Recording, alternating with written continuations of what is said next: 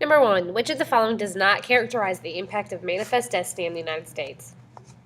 A. The United States expanded west to occupy territories from the Atlantic to the Pacific Ocean. B. The issue of slavery became less controversial since there was more room for growth for agricultural lands. C. The border with Canada was settled along the 49th parallel. Or D. Conflict between North and South grew as the result of manifest destiny. Number 2. Which of the following issues associated with Western expansion created the most sectionalism in America in the 1800s? A. Manifest destiny. B. Treatment of Native Americans. C. Slavery. D. Women's rights. Number 3. How did the decisions made in McCulloch v. Maryland and Gibbons v. Ogden contribute to the nationalism of the era of good feelings? A. Both cases upheld the power of states to nullify federal laws. B. Both cases guaranteed businessmen the right to trade freely across state lines. C. Both cases upheld federal laws and the supremacy of the federal government. Or D. Both cases upheld the rights of individuals to freedom of speech. Number 4. The Adams-Onis Treaty added which of the following to the United States? A. Texas. B. Mississippi. C. Florida. D. Oregon. Number 5. Which political party was created by Andrew Jackson after the corrupt bargain and was opposed to the National Bank, opposed to internal improvements, and supported the common man?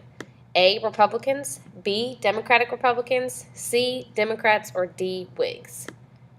Number 6. In order for the concept of universal public education to work, it requires A. Support from taxpayers. B. Donations from religious groups. C. Contributions from industries. And D. Payments by parents of students. Number 7. William Lloyd Garrison and the American Anti-Slavery called for A. Military invasion of the South to end slavery. B. Federal laws to gradually free slaves over a 20-year period. C. Legal equality between the sexes. Or D. The immediate abolition of slavery in the United States. Number 8. This image most likely reflects which of the following social movements in the U.S. in the early 19th century? A. The Second Great Awakening. B. Abolitionism. C. The Women's Rights Movement. Or D. Reform for the Mentally Ill. Number 9. Which of the following developments in early 19th century politics is the topic of this cartoon? A. The Jacksonian Democracy. B. The Corrupt Bargain. C. The Missouri Compromise. Or D. Manifest Destiny. Number 10. Who reformed prisons by taking the mentally ill out of the regular prison population and putting them in hospitals for treatment? A. Elizabeth Cady Stanton. B. Dorothea Dix. C. Sojourner Truth. Or D. Lucretia Mott. Number 11. To which reform movement of the early 19th century is the book above most likely related? A. Women's rights. B. Temperance movement. C. Public schools. D. Abolitionist movement. Number 12. Which of the following is a true statement about manifest destiny based on the map above? A. The United States gained territory through war and treaty in the early 19th century. B. The United States made the Adams-Onis Treaty with Britain to obtain more land. C. The Bear Flag Republic turned into the annexation of Texas by the United States. D. The United States gained the ceded by Mexico territory as a result of the War of 1812. Number 13. Based on your knowledge and the map above, the addition of which areas significantly contributed to the rise of sectionalism? A. Texas annexation, Oregon Country, and Florida. B. The addition of Florida and Gadsden Purchase. C. Texas annexation and Oregon Country. D. Texas annexation, Mexican Cession, and Louisiana Purchase. Based on your knowledge in the image above, which of the following most accurately describes the Monroe Doctrine? A. The U.S. would create colonies in Latin America to compete with Europe. B. The U.S. viewed the Western Hemisphere as U.S. territory and told European nations to stay out. C. The U.S. reduced or revoked all tariffs on European goods to increase trade. Or D. The U.S. would send ambassadors to Mexico to help protect its independence from France. Number 15. How did the cotton gin impact the development of slavery in the U.S.? A. The cotton gin had no effect on slavery since it only cleaned cotton. B, the cotton gin created jobs for slaves in northern factories. C, the cotton gin led to a dramatic increase in the number of slaves in the U.S. Or D, the cotton gin led to the need for fewer slaves in the U.S. Number 16. Which invention led to the mass production of manufactured goods like muskets? A, the cotton gin. B, the steam engine. C, interchangeable parts. D, television. Number 17. What of the following social changes did the following passage likely advocate? A, an immediate end to slavery. B, public education for all people. C, equality for women. Or D, that slavery should only exist in northern territories. Number 18. According to the passage above, what is the main reason many Americans opposed the annexation of Texas immediately after it became independent of Mexico? A, opposition to adding another slave state to the U.S. B, opposition to going to war with Mexico. C, opposition to establishing a new state in the West. Or D, opposition to the common school movement. Number 19. The above map illustrates the result of which of the following events in the late 19th century? A, the gold rush of 1849. B, the Indian Removal Act of 1830. C, the temperance movement. Or D, the Missouri Compromise. Number 20. The images in the painting are illustrating which of the following events? A, the gold rush. B, the corrupt bargain. C, Worcester versus Georgia. Or D, the Trail of Tears. Okay, during this section, based on your knowledge of the following events, you need to decide if each event is best related to nationalism or sectionalism. Number 21, doctrine of nullification or the nullification theory. 22, the establishment of the U.S. border at the 49th parallel.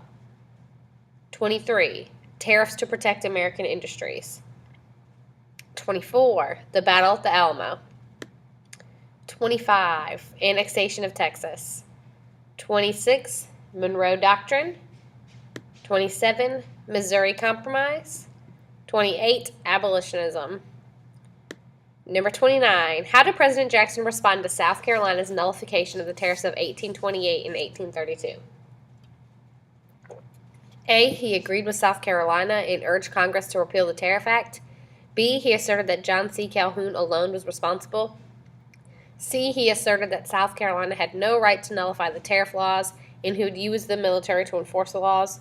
Or D, he said that the federal government acted within the authority, but he had no power to enforce the law. Number 30. Why did the admission of Missouri as a new state cause conflict in the U.S.? A, many people believed the U.S. was already big enough.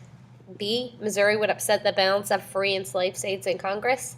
C, congressmen did not want the Louisiana Territory to be broken up into states. Or D, Americans in the South wanted to block Missouri from entering the Union. Number 31. In Worcester versus Georgia, the Supreme Court ruled that A, the Second National Bank of the United States was constitutional. B, a state could not nullify an act of Congress. C, Indian tribes were protected under a treaty with the federal government. Or D, Native American tribes had to be moved west of the Mississippi River. Number 32. The Hudson River School used paintings like the one pictured above. They painted A, the War of 1812, battles between the U.S. and Great Britain.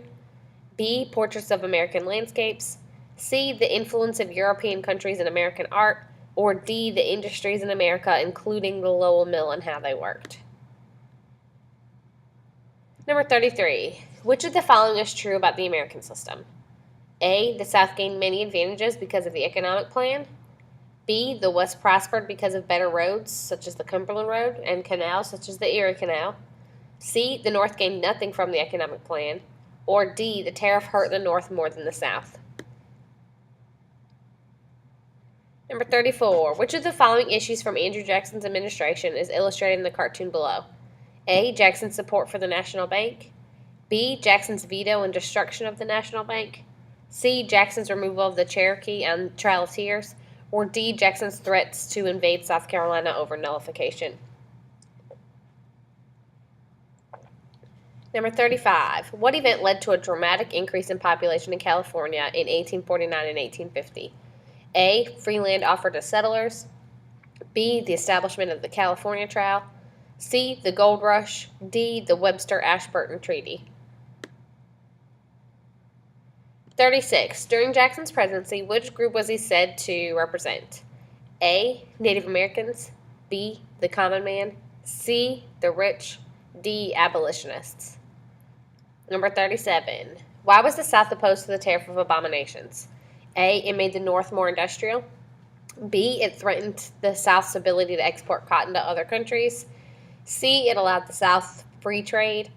D. It offered no protection for northern industries. Number 38. Which of the following led to an increase in support for the annexation of Texas and war with Mexico? A. The Industrial Revolution. B. The Tariff of Abominations. C. The Corrupt Bargain. Or D. The Battle of the Alamo. Number 39. What was the significance of both the Oregon Trail and the Santa Fe Trail? A. They encouraged the settlement of newly acquired western territories. B. They encouraged the rapid population of California. C. They helped to industrialize the West. D. They were the trails taken by Native Americans to their reservations. Number 40. The creation of the American system led to the North, A. Becoming more agricultural. B. Abolishing slavery before the South. C. Producing most of the nation's food. Or D. Becoming the most industrialized region.